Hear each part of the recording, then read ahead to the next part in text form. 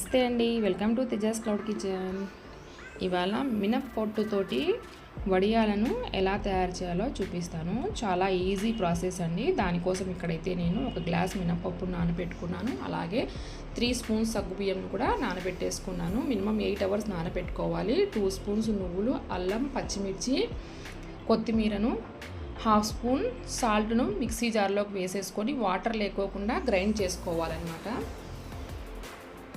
ఈ విధంగా మిక్సీ జార్లోకి నానబెట్టేసుకున్న సగ్గుబియ్యము, మినపప్పును వేసేసి వాటర్ వేయకోకుండా గారెలకు పిండిని అయితే ఎలా వేసుకుంటామో ఆ విధంగా గ్రైండ్ చేసుకోవాలి.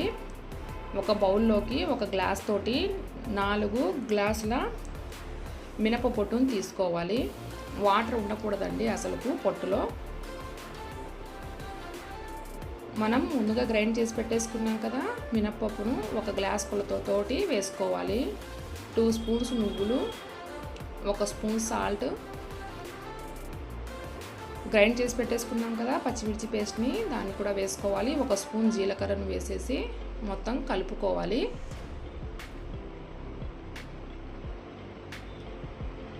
ఒక ప్లేట్కి ఆయిల్ని అప్లై చేసుకోవాలి.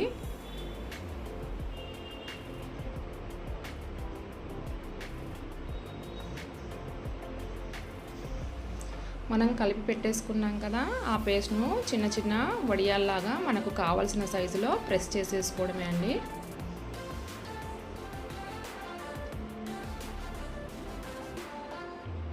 ఈ వడియాలను ఎండలో పెట్టేసుకోవాలి. 2 నుంచి 3 డేస్ వరకు పెట్టేసుకొని డ్రై అయిన తర్వాత ఆయిల్లో ఫ్రై చేసేసుకోవడమే అండి. చాలా టేస్టీగా కూడా ఉంటాయి, ఎంతో ఈజీ కూడా. ఇంకెందుకు ఆలస్యం అండి, ఈ వీడియో మీకు నచ్చినట్లయితే మీ ఫ్రెండ్స్, ఫ్యామిలీ మెంబర్స్కి షేర్ చేయండి. Please subscribe to our channel.